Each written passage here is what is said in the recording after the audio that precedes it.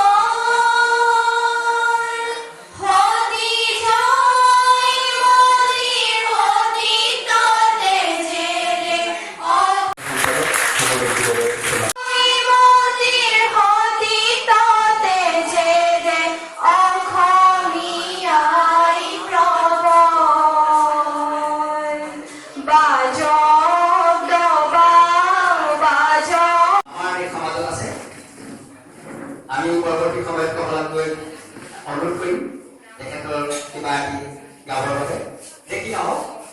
ইয়াৰ পাছতেই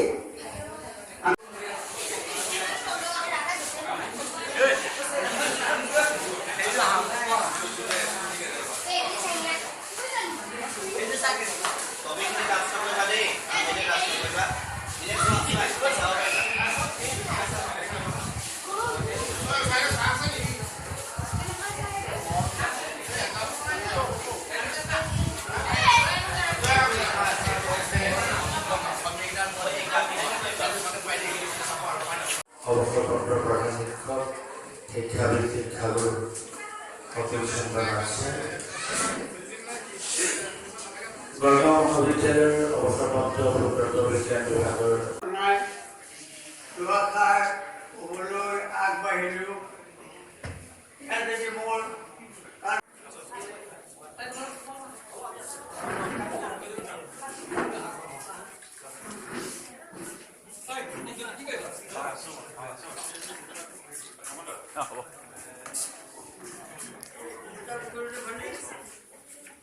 কবিয়ে বৰ ধুনীয়াকৈ আলোকচিত্ৰ ইয়াত অংকিত কৰিছে।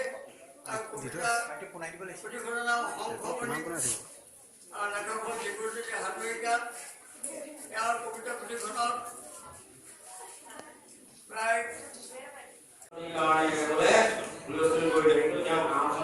চুবুৰীটো কি হৈ আছে, কি নহৈছে, চুবুৰীৰ কি উন্নয়ন আছে, সেই কথা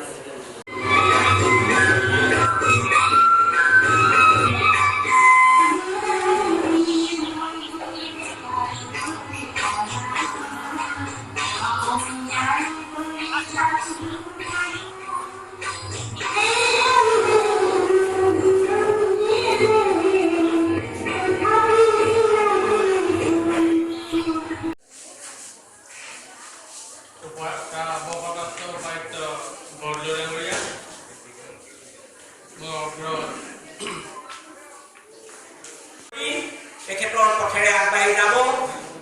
এতিয়া মই আহোঁ তেখেতৰ কবিতা পুথি শংখবণী। এই শংখবণীখন মই অজিত চৌধুৰী ছাৰ পাইছিলোঁ আৰু মই প্ৰায়ে কৈ থাকোঁ। সেই পুখুৰী পাৰৰ ছাৰ যি চিঅ' হৈ আছিলে, মই ছাৰৰ সন্মুখত বহি যাওঁতে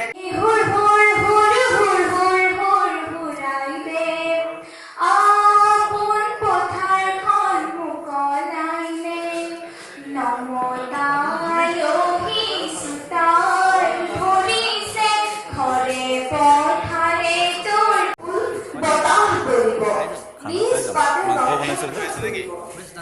আজিৰ দৰে নিতে জগত চলিব নাম তাত এখন সংশয় এই বিশ্ব সংসাৰৰ কোনো নিয়মৰে নৈশৰ